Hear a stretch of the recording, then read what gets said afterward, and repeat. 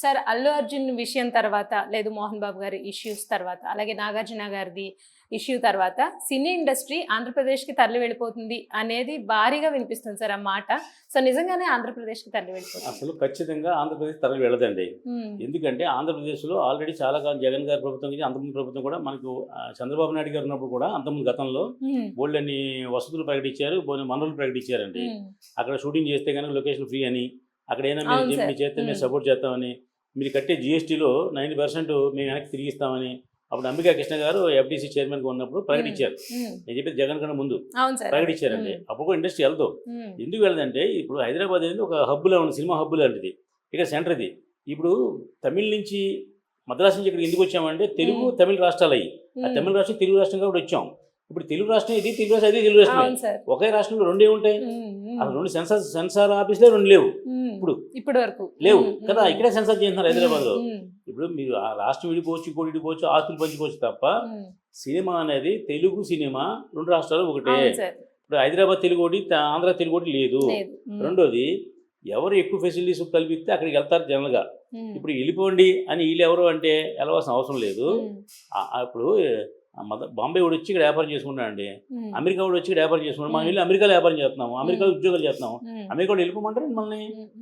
ఎవరికి ఎక్కడ ఎఫర్ట్ ఉంటే అక్కడ ఉంటారు. సినిమా ఇండస్ట్రీకి వెళ్ళిపోండి అని చెప్పి వీళ్ళు ఏం చేస్తారు, ఇక్కడ ఏగలు వాళ్ళకుంటారండి. ఇప్పుడు సినిమా ఇండస్ట్రీలో ఈ Telangana hero, Andhra hero, Telangana audience, Andhra audience లేరు, అందరూ ఒకటే. తెలుగు ఆడియన్స్, తెలుగు వచ్చిన ప్రతి ఒక్కటి మన ఆడియన్స్ అండి. ఇప్పుడు ఇక్కడ సస్యశ్యామలంగా ఉంది. ఇలాంటివన్నీ చేసి ఉద్యమాలు పెట్టింది ఏంటి, తెలంగాణ మాకు కావాలని ఉద్యమం పెట్టారు తప్ప సినిమా ఉద్యమాలు ఉండవండి. ఇక్కడ ఉండేది ఏంటంటే ఇప్పుడు మేము సినిమా తయారు చేస్తే కనుక ఆంధ్ర కూడా చూడాలి, తెలంగాణ చూడాలి, రాయలసీమ కూడా చూడాలి.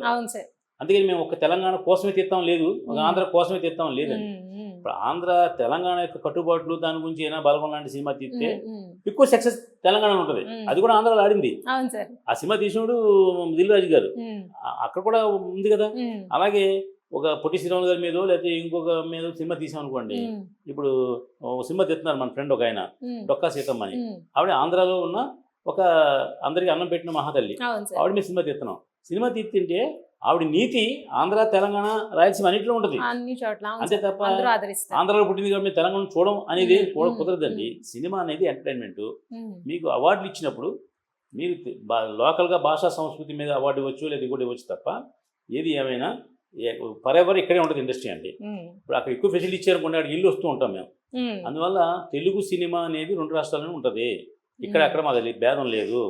వీళ్ళు ఎవరో వెళ్ళమంటే వెళ్ళిపోవడానికి ఎవరు రెడీగా లేరు. అలాంటిది వస్తే కనుక ఈ సీఎం గారు లాంటి వాళ్ళు మనం డిసైడ్ తీసుకుంటే కనుక జరుగుతుంది తప్ప లేదు.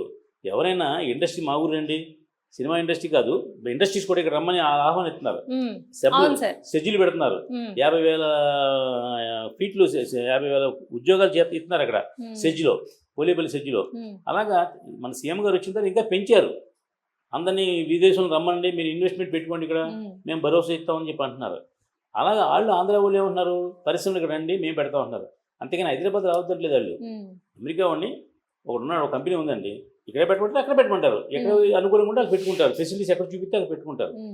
జగన్ ఉన్నప్పుడు అక్కడ ఏ వ్యాపార సంస్థలు రాలేదు అక్కడికి, ఇప్పుడు వస్తాయి కూడా ఖచ్చితంగా.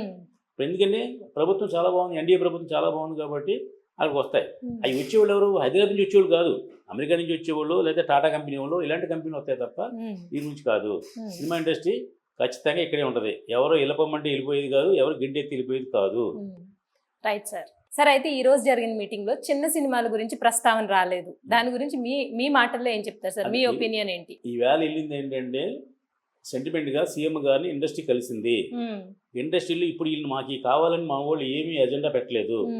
రేపు మేము మా ఛాంబర్లో తయారు చేసి చిన్న సినిమాని బతికించండి అని అడుగుతాం. ఎలాగంటే ఇప్పుడు హైదరాబాద్లో థియేటర్ ఉన్నాయండి, ఆ థియేటర్లు అన్నీ కూడా ఇవాళ రన్ అవట్లా. మల్టీప్లెక్స్ లాంటి థియేటర్లో కూడా రోజు 10 మంది 20 మంది ఉంటున్నారు జనం. ఆ థియేటర్లు జనం బాగుండాలంటే ఏంటంటే రేట్లు ఎక్కువ ఉన్నాయి. చిన్న సినిమాకి ప్రేక్షకులు రావడానికి ఎక్కువ అవకాశం లేదు. కారణం ఏంటంటే 150 రూపాయలు, 250, 350 రూపాయలు టికెట్లు అమ్ముతుంటే జనం రావట్లేదు. ఇప్పుడు ఎలాగ రేట్లను పెన్షన్ అన్నారు కాబట్టి 10%, 20% మనకి వెసులుబాటు కలుగుతుంది, చిన్న సినిమా కూడా బతుకుద్ది. అలాగా మేము సీఎం గారికి రేపు మన ఎఫ్డీసీ చైర్మన్ గారి ద్వారా ఒక రిప్రజెంటేషన్ పెడుతున్నాం. ఏమనంటే 5వ షో పూర్వం ఆంధ్రాలో కూడా అన్ని చోట్ల హైదరాబాద్లో ఆంధ్రాలో కూడా ఉండేది 5 షో ఉండేది. ఓ మార్నింగ్ 8 o'clock 9 o'clock షో ఇచ్చేవారు. అప్పుడు దేవి పూజ లేకపోతే మన ప్రేమసాగరం లాంటి సినిమాలు 300 రోజులు ఆడినాయండి. ఎందుకంటే ఒక చిన్న సినిమాకి 4 షోలకి జనం కెపాసిటీ లేదు. కాబట్టి ఒక చిన్న సినిమా ఒక్క షో ఇవ్వండి. అంటే ఫర్ ఎగ్జాంపుల్ మీకు తెలియని విషయం ఏంటంటే ఒక హైదరాబాద్లో శ్రీరాములు థియేటర్లో ఒక సినిమా వేసామనుకోండి 7 రోజులకి కలిపి దానికి ఒక సుమారుగా 4 లక్షల రెంట్ కట్టాలి.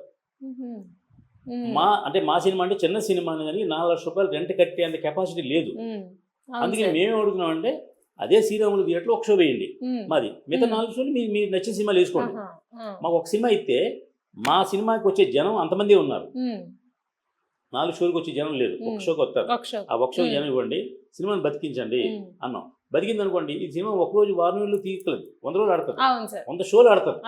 అప్పుడు ఏమవుద్ది, థియేటర్ రన్ అవుద్ది, అక్కడ థియేటర్లో క్యాంటీన్ రన్ అవుద్ది, సైకిల్ స్టాండ్ రన్ అవుద్ది, నిర్మాత రన్ అవుతాడు, డిస్ట్రిబ్యూటర్ రన్ అవుతాడు, క్యూబోర్డ్ డబ్బులు వస్తాయి, అందరూ బతుకుతారు.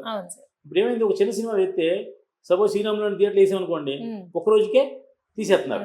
ఎందుకు, జనం లేక. జనం రాకపోవడం కారణం ఏంటి, 4 షోలకి వచ్చి జనం వచ్చేంత రేంజ్ సినిమా మాది కాదు.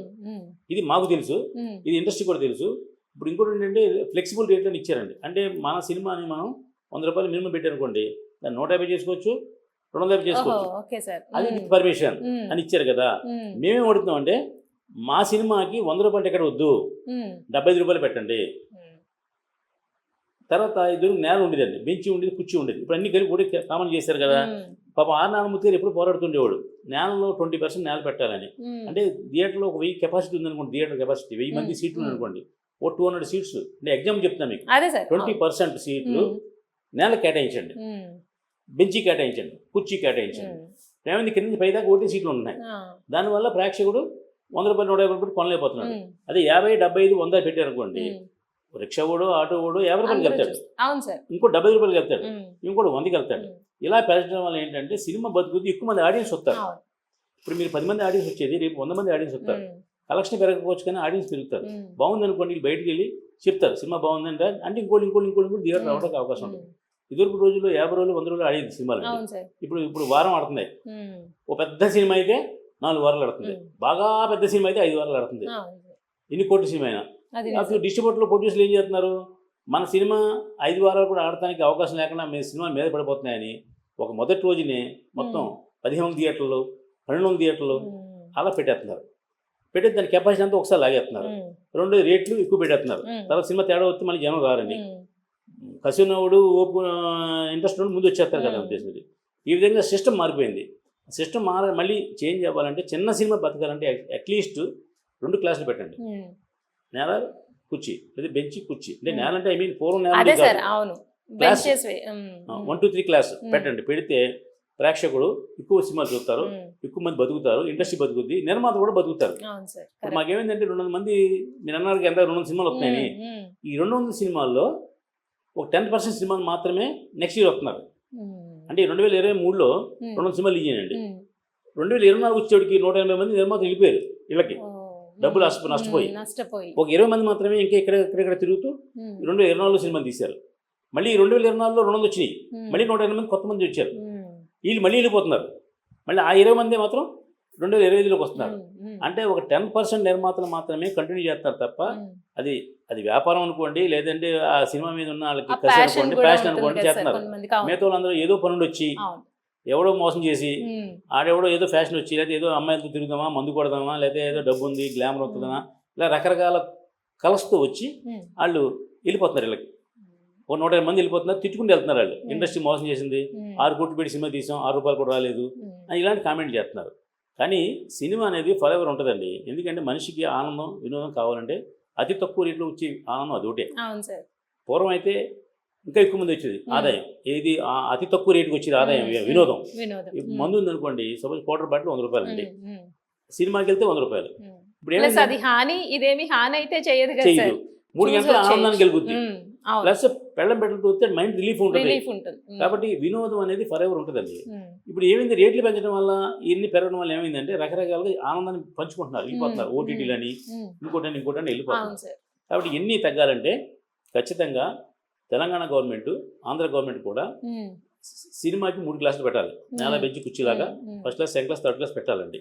పెట్టి దీంట్లో రేటు కూడా డిఫరెన్స్ చూపించాలి, 50, 75, 100 పెట్టండి. ఎవడు ఏ రాష్ట్రం ఎక్కడ ఉన్నాడో వెళ్తాడు. రెండు రిక్వెస్ట్ ఏంటంటే సినిమాకి 4వ షో ఉంది, ఇప్పుడు 4 షోలు ఉన్నాయి కదండి, 5వ షో అడుగుతున్నాం. అవును సార్. అది గతంలో తలసాని శ్రీనివాసరావు కానీ పర్మిషన్ కూడా ఇచ్చారు, కానీ ఎవరు అమలు జరపట్ల. 5వ షో ఇవ్వడం వల్ల ఏంటంటే ఇప్పుడు థియేటర్ రెంట్ 4 లక్షలు చెప్పాను మీకు వారానికి, ఈ 5వ షోకి రెంట్ అక్కల ఆ మెయింటెనెన్స్ ఛార్జ్ ఏదో కరెంట్ ఛార్జ్ ఏదో తీసుకుంటారు. అప్పుడు బడ్జెట్ తగ్గుద్ది, నిర్మాతగా తగ్గుద్ది, థియేటర్ కూడా ఆ ఒక్క షో వల్ల అదనంగా ఒక 1000, 2000, 3000 అదే అవుతుంది. ఈ రెండు ఇంపార్టెంట్ విషయాలు. మూడోది ఏంటంటే సెన్సార్ చాలా ప్రాబ్లంగా ఉందండి. సెన్సార్ ఇదివరకు ఏంటంటే ఇక్కడ హైదరాబాద్ సినిమా చూపిస్తే ట్రైలర్ కావాలంటే చూపిస్తే ఇచ్చేవారు. ఇప్పుడు ట్రైలర్కి ఏమో బాంబే పంపిస్తున్నారు సర్టిఫికేట్ కోసం.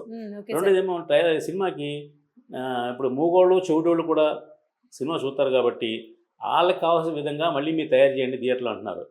అంటే ఎగ్జాంపుల్ ఏంటంటే ఇప్పుడు మూగోడు మాట్లాడాడు, గుడ్డోడు చూడలేడు.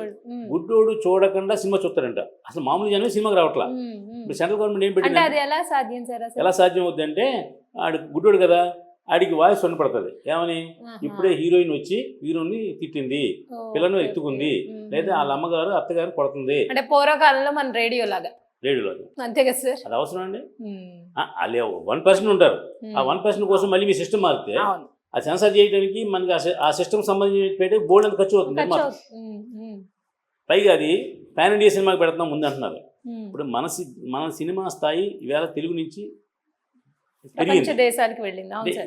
మేము కూడా ఆడని సినిమా కూడా అనుకుంటాం, ఇది పాన్ ఇండియా సినిమాకి తెద్దామని అనుకుంటాం, తప్పలేదు. కానీ ఎన్ని కండిషన్ పెడతాం వల్ల సెన్సార్కి వెళ్ళడానికి అవకాశం లేకపోతుంది. ఇప్పుడు నిజంగా పుష్ప లాంటి సినిమాకి 100 కోట్లు, 200 కోట్లు, 3 కోట్లు బడ్జెట్ ఉంది కాబట్టి, 1000 కోట్లు బడ్జెట్ ఉంది కాబట్టి వాళ్ళు ఎన్ని మీ కండిషన్ పెట్టే చేస్తారు. అది దానికి అంత ఖర్చు ఉంది కాబట్టి, ఇన్కమ్ ఉంది కాబట్టి. మా చిన్న సినిమాకి అసలు బతకట్లేదంటే మళ్ళీ కొత్త రూల్స్ పెట్టడం వల్ల ఇంకా కష్టం అవుతుంది, ఇంకా నష్టం అవుతుంది. ఇంకోటి ఏంటంటే పైరసీ అనేది చాలా కాలం జరుగుతుంది. దానికి 100 సార్లు ఏమంది దెబ్బలాడడం కానీ ఏమి న్యాయం జరగట్లేదు. పైరసీ అనేది కూడా ఒక ఎఫెక్ట్ ఉందండి. రెండోది ఏంటంటే ఈ ఓటీటీ ఎఫెక్ట్ కూడా ఎక్కువ ఉందండి. చిన్న సినిమాకి ఓటీటీలో గ్యారెంటీ వస్తలే అని చెప్పి ప్రేక్షకుడు రావడం. నాలుగో విషయం ఏంటంటే ఇప్పుడు అదే హైదరాబాద్లో పవన్ కళ్యాణ్ సినిమాకి 150 రూపాయల టికెటే, అది 100 కోట్ల సినిమాది. నేను 1 కోటి రూపాయలు తీసిన సినిమా కూడా 150 రూపాయల టికెటే.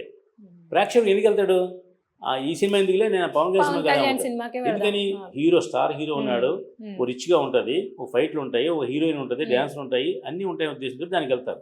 మా చిన్న సినిమాకి ఎవరు రావట్లేదు. పోనీ మీరు కూడా పెద్ద సినిమా తీయచ్చు కదా అంటే వాళ్ళు సంవత్సరం 4 సినిమాలు ఎక్చేస్తారు. మన స్థాయికి రాదు, వచ్చే మనం తీయలేము. అంటే అందరూ కోటీశ్వరులు ఉంటారు కదా, అందరికి హీరో థియేటర్ దొరకదు కదా. అందులో ఇండస్ట్రీ బతికేది పెద్ద సినిమాల వాళ్ళు కాదండి. 10% పెద్ద సినిమాలు, మిగతా 90% చిన్న సినిమా. ఒక లైట్ మ్యాన్ కానీ, ఒక టెక్నీషియన్ కానీ, ఒక వీడియోగ్రాఫర్ కానీ, ఫోటోగ్రాఫర్ బతికేది అందరూ కూడా చిన్న సినిమా బతుకుతున్నారు. ఇది అందరూ మాట్లాడతారు సార్, ఇది అందరూ చెప్పేదే చిన్న సినిమాల వల్లే బ్రతుకుతారు అని.